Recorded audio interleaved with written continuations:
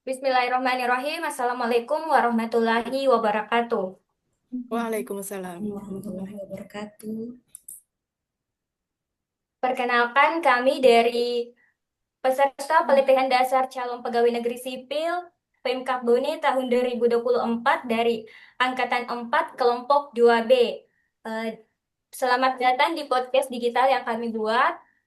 Adapun adapun isu yang akan kami bahas yaitu analisis isu kontemporer terkait pelaksanaan makan bergizi gratis. Sebelum kita melangkah ke podcastnya, izinkan saya memperkenalkan teman-teman narasumber kita pada kesempatan kali ini. Eh, Pertama saya persilakan Bu Dian.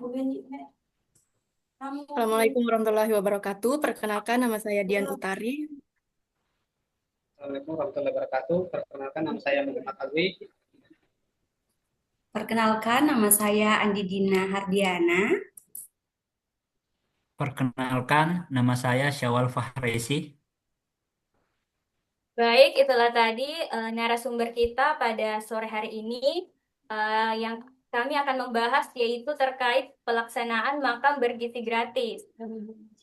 Program makan bergizi gratis merupakan sebuah kebijakan dan inisiatif pemerintah yang bertujuan untuk menyediakan makanan sehat dan bergizi kepada kelompok masyarakat tertentu, khususnya pada usia sekolah. Hal ini dilakukan sebagai bagian dari upaya peningkatan kualitas pendidikan, kesehatan, dan kesejahteraan rakyat. Program ini dirancang untuk membantu memenuhi pemenuhan gizi harian anak, mengurangi angka stunting, serta mendorong kehadiran dan konsentrasi siswa dalam pembelajaran. Nah, karena ini adalah program nasional yang menjadi program unggulan yang diutamakan oleh pemerintah kita saat ini, yaitu Bapak Presiden Prabowo dan Bapak Gibran. Tentunya dalam pelaksanaannya pasti banyak kendala-kendala yang dihadapi. Meskipun sebagai bagian dari pemerintah pasti kita berharap bahwa program ini berjalan dengan baik, memberikan manfaat sesuai dengan apa yang dicita-citakan sebelumnya. Nah, terkait isu itu, coba teman-teman kasih pandangannya terkait masalah yang ditimbulkan eh, dari pelaksanaan program makan bergizi gratis ini. Pertama, saya minta Budian untuk memberikan pendapatnya. Baik, terima kasih. Jika berbicara tentang program MBG dan realisasinya di lapangan, ternyata tidak dapat dipungkiri teman-teman bahwa selama pelaksanaan program MBG terdapat berbagai isu atau masalah yang dihadapi di lapangan, seperti yang telah kita lihat bersama di berbagai media sosial atau berita nasional, ternyata ada berbagai permasalahan atau tantangan yang dihadapi. Nah, di sini isu yang saya angkat adalah kualitas dan variasi makanan yang tidak memenuhi standar gizi anak. Sehingga kita lihat di berita nasional atau media sosial, banyaknya siswa atau anak sekolah di Indonesia yang keracunan terhadap makan bergizi gratis tersebut. Bahkan data yang disampaikan oleh Bapak Kepala Badan Gizi Nasional per tanggal 22 September tahun 2025 kemarin menyatakan bahwa ternyata ada sekitar 4.711 kasus keracunan MBG dan 4.711 kasus tersebut terbagi dalam 3 wilayah dan kasus keracunan MBG tersebut ternyata paling banyak terjadi keracunan di Pulau Jawa. Terima kasih. Nah, itulah tadi masalah yang ditimbulkan dari program MBG itu sendiri, yaitu terkait dengan keracunan makanan. Nah, menurut Bapak Alwi, apa sih yang menjadi penyebab dari terjadinya masalah ini, yaitu keracunan makanan? Coba jelaskan. Baik, terima kasih. Terkait dengan masalah yang ditimbulkan dari program MBG, ada dua, yaitu kualitas dan variasi makanan, di mana ini biasa disebabkan karena kurangnya pengawasan dan standar kualitas makanan yang disediakan sehingga menjadi tantangan bagi beberapa daerah. Yang kedua, masalah keracunan. terkait dengan masalah keracunan itu biasa terjadi karena adanya kontaminasi makanan, baik itu dari pemasakan atau pengelolaan makanan yang tidak sesuai dengan SOP.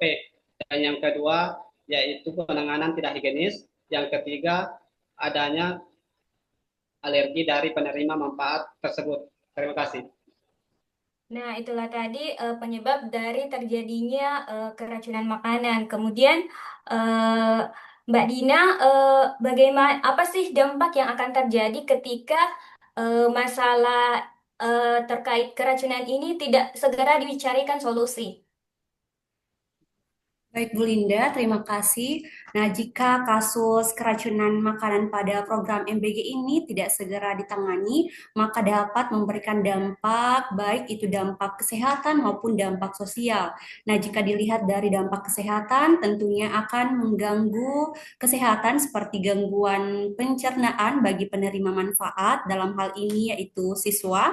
Kemudian juga dapat memberikan keresahan atau kekhawatiran bagi penerima manfaat, misalnya orang tua dan juga siswa, sehingga dapat menurunkan kepercayaan publik terhadap program makanan bergizi gratis ini. Terima kasih, Bu Linda.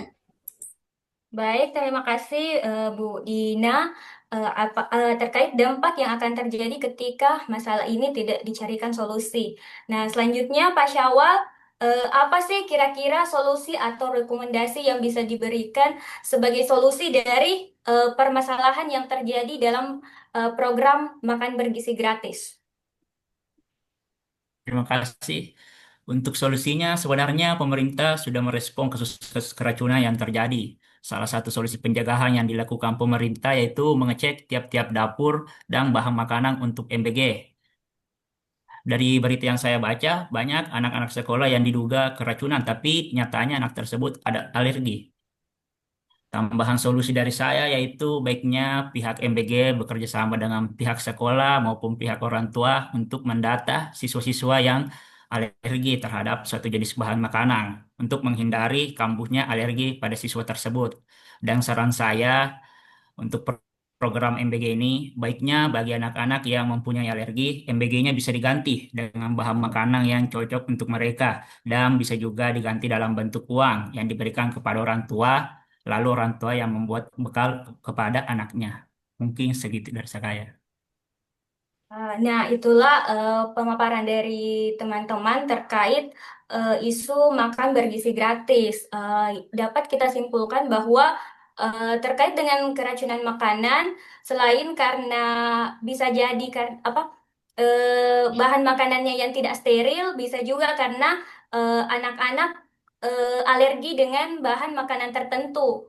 Nah, solusi yang terbaik yang bisa kita lakukan selain menjaga kualitas makanan adalah dengan mengecek atau mendata penerima manfaat terkait alergi-alergi yang mereka derita. Jangan sampai eh, semua makanan itu disamaratakan untuk penerima manfaat, padahal ada anak-anak tertentu yang tidak cocok dengan makanan makanan tertentu juga. Sehingga ini menjadi masalah keracunan bagi anak itu sendiri. Baiknya diperbaiki lagi komunikasinya antara orang tua, siswa, sekolah, dan pihak penyelenggara MBG itu sendiri. Eh, Bagaimana teman-teman? Apakah ada yang mau menambahkan? Aman.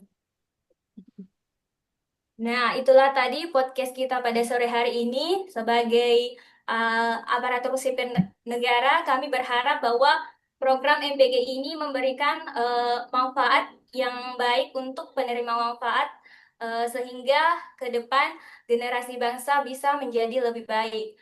Demikianlah apa yang kita bahas sore hari ini. Lebih dan kurangnya mohon dimaafkan. Wabillahi taufiq wal hidayah. Wassalamualaikum warahmatullahi wabarakatuh. Waalaikumsalam Waalaikumsalam Waalaikumsalam warahmatullahi warahmatullahi wabarakatuh. wabarakatuh.